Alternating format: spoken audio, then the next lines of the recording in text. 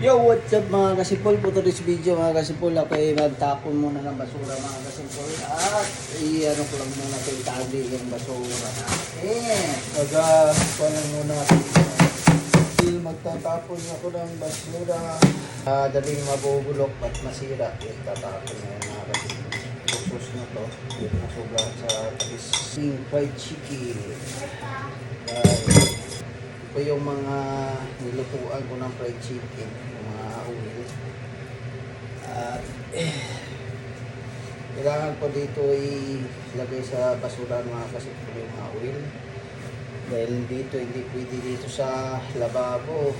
Magbara siya. Ngayon, mainit. Pero alam niyo naman po pag yung mantika matutulog yung mga kasipul. Dalawa lang ito mga kasipul. Pero yung una na amoy na mga kasipul.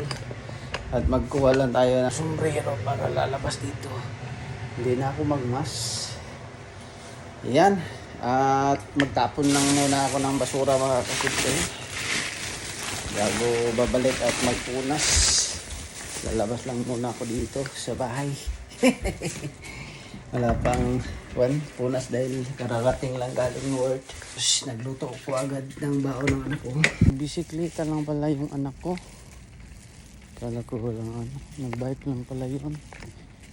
Kaya pala sabi niya magluto agad ng ulam mga kasipul dahil lang bisikleta lang pala papunta ng at sa kanyang work.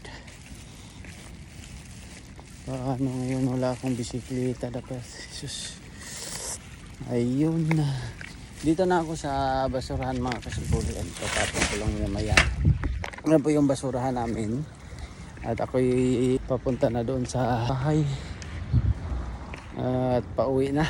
Naglalakad na ako dito. Yan, ang ganda-ganda ng mga kwan. Yung palay, yung tinaniman ng palay mga kasipul. Yan, di ba? Yan, pero dito wala pa. So, yan. Hindi pa nataniman ng palay. Alisahan na ako ngayon. Kaso wala akong bisikleta. Ay yung aking bisikleta. Mayroon naman akong bisikleta dito. Yan lang po dadalhin ko. Titingin ako doon ng malunggay. Yung may similya ng malunggay doon. Titingin ako mga kasipul. Itatanim po ng malunggay dito.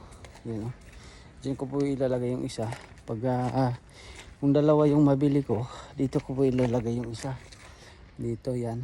Itabi ko dito sa aking mga lagbati napaka taba. Basa kinain ng mga insekto. Ito magkuhan lang muna ako dito mga kasipul. Lalagay ko lang muna ang camera dyan. At lalagyan ko lang muna ng stick itong aking tomato mga kasipul. Para hindi po siya kuhan.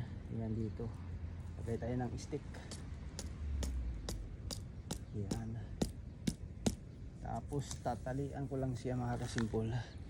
Maghanap po ako ng tali. Ang tali mga kasipul at tatalian ko lang. Tingnan mo. Ang daming bulaklak. Kailangan po natin itali dito. Kailangan ko lang itali para hindi po siya babagsak. Bagsak po siya dito pero makakapit siya dito sa stick. Sarap tong tomato na to mga kasipul dahil mga malaki na tomato po to. Pulang pula. Yan para pagbagsak niya dito ganun lang siya mga kasipul. Kagaya dito sa isa yung natali ko. Papakita ko sa inyo kung yung bunga niya mga kasipul. Ito na may dalawang bunga na po siya mga kasipul yan.